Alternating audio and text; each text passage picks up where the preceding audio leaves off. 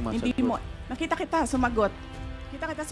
Sinabi mo, Mr. Secretary. Chairman, motion to Hindi suspend mo alam for 5 lahat. minutes. One Na minute ang recess. nag-a-appoint One ay minute President. suspension is declared by the chair.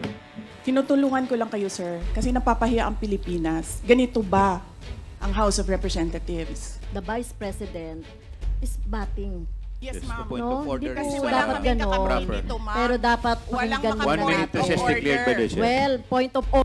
Nagkainitan si Vice President Sara Duterte at ang mga lider ng Kamara sa pagdinig ng House Blue Ribbon Committee. Bago pa man ang interpellation ng mga miyembro ng Kamara ay nagsimula ng nag-init si VP. Una nitong pinuntirya si Chairman Joel Chua kung saan una nang tinira ni Sara sa kanyang nakaraang press con. Ito ay may kaugnayan pa rin sa tinatawag na due process sa pagkakakulong ni Atty. Zulieca Lopez, ang Chief of Staff ni Vice President Sara Duterte, at ang paglipat nito na kulungan. Natamime na lang si Chua sa mga tanong ni Sara at ilang beses itong nagsuspend dahil sa init ng hearing.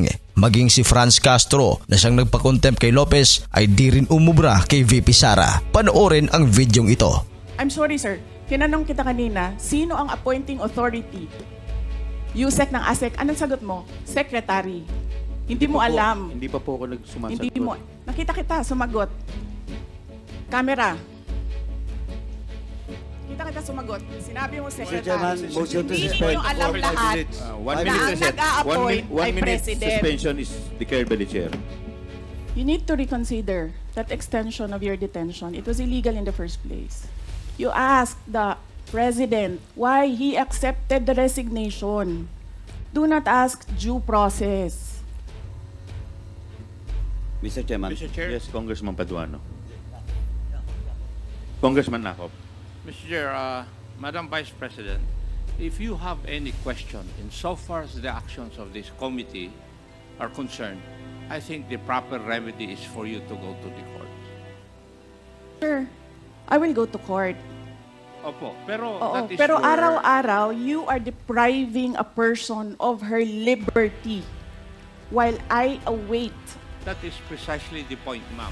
But- If our action of detaining your chief of staff is against the law, I think the proper remedy, and I think you're a lawyer, Yes, sir. the proper remedy is to go to the court. Sir, do you really want to show the Filipino people kung anong kaalaman ninyo sa batas?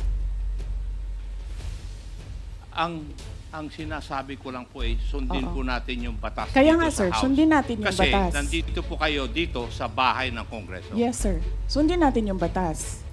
Why will you penalize, punish Yusek Lopez for an act of the President? Madam Vice President, that is the decision of the committee as a whole. Sana po respetuhin po ninyo. Yes, sir. Kung meron pong Okay. remedy, alam naman po ninyo bilang abogado na tama po yung sinasabi ni Congressman Acop, pwede po tayong mag-file ng relief sa Okay, court. sige, sir. Tinutulungan ko lang kayo, sir, kasi napapahiya ang Pilipinas. Ganito ba ang House of Representatives? Tinutulungan ko lang kayo. Maraming salamat po, Madam Vice President. That the Vice President is batting. Yes, Yes, the ma'am. point of No, order hindi is po Kasi wala dapat kaming ganon. kakapitin Proper. dito, ma'am. Pero dapat Walang pakinggan muna 1 minute natin. recess declared by the chair. Well, point of order.